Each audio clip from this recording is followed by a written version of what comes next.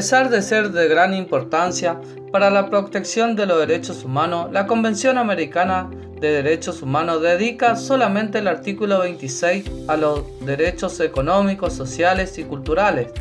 Con el fin de llenar este vacío, los estados americanos decidieron adoptar en 1988 el protocolo adicional a la Convención Americana sobre Derechos Humanos en materia de derechos económicos, sociales y culturales, conocido como el Protocolo de San Salvador, incorporando una lista de derechos en la estructura regional americana. Ejemplo, los derechos a la sindicalización, la salud, alimentación, la educación y al trabajo. Los estados vinculados al protocolo se comprometen a adoptar las medidas necesarias a fin de lograr la plena efectividad de los derechos del mismo, y están obligados a presentar informes periódicos sobre el avance en asegurar estos derechos, que luego serán evaluados por un grupo de trabajo especializado. Este mecanismo de informes periódicos no está reglamentado en el protocolo y fue necesario un tiempo importante para que los estados partes se dieran a esta tarea. Más de 10 años después de su adopción en 1988, el protocolo entró en vigor el 16 de noviembre de 1999. Luego de más de 15 años perdidos, en el año 2004, la República Argentina presentó un proyecto de resolución a la Asamblea General de la OEA para hacer realidad el seguimiento al protocolo. Como consecuencia, en junio de 2005, los estados aprobaron las normas para la confección de los informes periódicos previstos en el Protocolo de San Salvador. Estas normas establecen además que para lograr el seguimiento al protocolo, la presentación de los informes debe ser regida por el principio de progresividad y por un sistema de indicadores de progreso. La aprobación de las normas dio un impulso importante al proceso. Ha sido firmado por 19 estados y cuenta con 16 ratificaciones: Argentina, Bolivia, Brasil, Colombia, Costa Rica, Ecuador, El Salvador, Guatemala, Honduras, México, Nicaragua, Panamá, Paraguay, Perú, Suriname, Uruguay y Venezuela. Dicha ley suprema, en su preámbulo, rotula los principios de la justicia social que contemplan a los derechos económicos, sociales y culturales, en un mismo rango que los civiles y políticos al referirse a una nación socialmente justa. El preámbulo del protocolo también refiere a la justicia social al manifestar que solo puede realizarse el ideal del ser humano libre, exento del temor y de la miseria, si se crean condiciones que permitan a cada persona gozar de sus derechos económicos, sociales y culturales, tanto como de sus derechos civiles y políticos. Reconoce expresamente un bloque entre estos derechos y los civiles y políticos,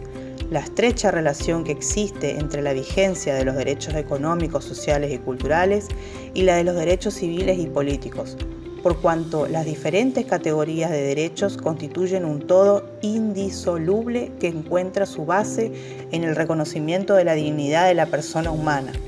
por lo cual exigen una tutela y promoción permanente con el objeto de lograr su vigencia plena sin que jamás pueda justificarse la violación de unos en aras de la realización de otros. ¿Cuáles son los derechos económicos, sociales y culturales incluidos en el protocolo? Seguridad social, educación, salud, alimentación adecuada, trabajo y derechos sindicales, medio ambiente sano y beneficios a la cultura. Una vez conformado el grupo de trabajo, en junio de 2010, la Asamblea General aprobó la resolución en la que se encomendó a este grupo la tarea de elaborar los indicadores de progreso. Para generar dichos indicadores, el GT debía tomar como base las normas acordadas por la Asamblea General y el documento emitido por la Corte Internacional de Derechos Humanos.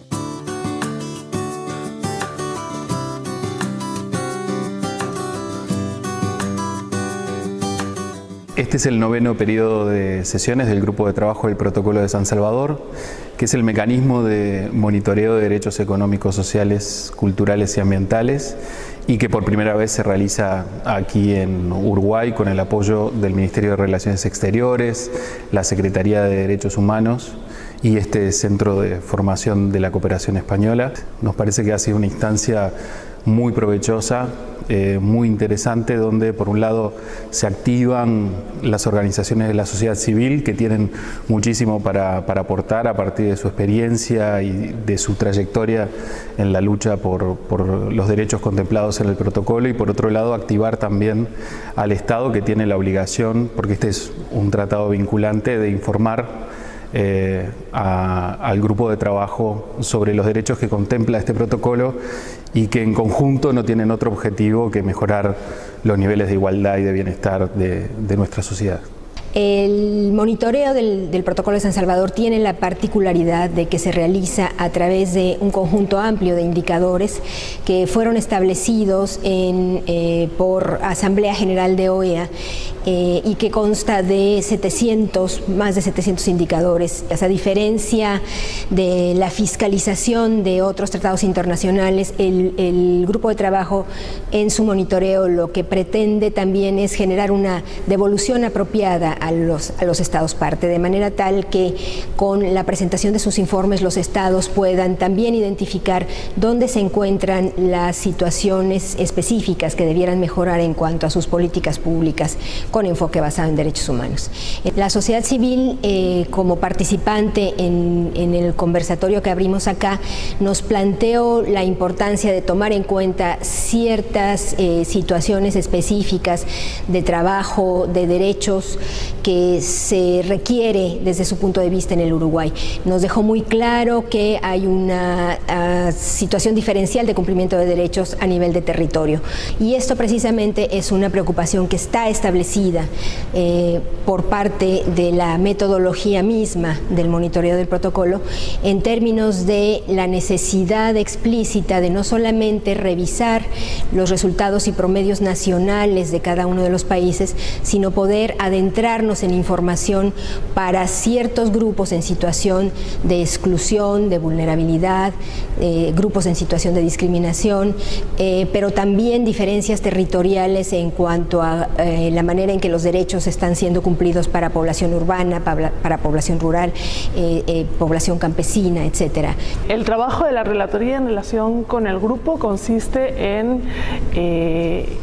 generar un puente, por supuesto, con la Comisión Interamericana de Derechos Humanos en sus distintos mecanismos, y muy especialmente en el monitoreo, procurando la articulación entre las recomendaciones que provienen del grupo, también con los estándares que provienen de los distintos mecanismos de la Comisión como de la Corte Interamericana de Derechos Humanos. Creo que ha sido una sesión muy rica, tanto para el grupo de trabajo en sí mismo considerado, para afianzar el trabajo en equipo, como también para enriquecer el diagnóstico y la interlocución del grupo de trabajo y de todos y todas quienes lo integramos con las instituciones públicas del Uruguay, como también con su sociedad civil. En ese sentido, creo que ha sido un periodo de sesiones diferencial y realmente enriquecedor para el grupo, y espero que para todas las personas que han interactuado con el mismo durante estos días.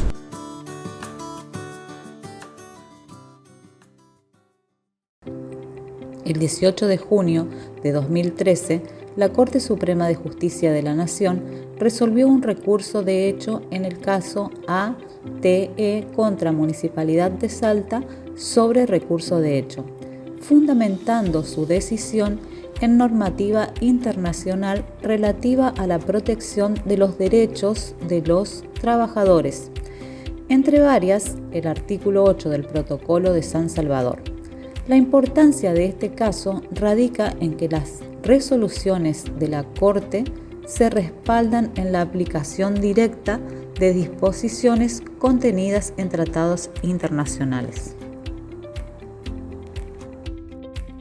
En el 2015, la Corte Interamericana de Derechos Humanos plantea la necesidad de volver a pensar las posibilidades de la justiciabilidad de los derechos económicos, sociales y culturales en el derecho internacional de los derechos humanos.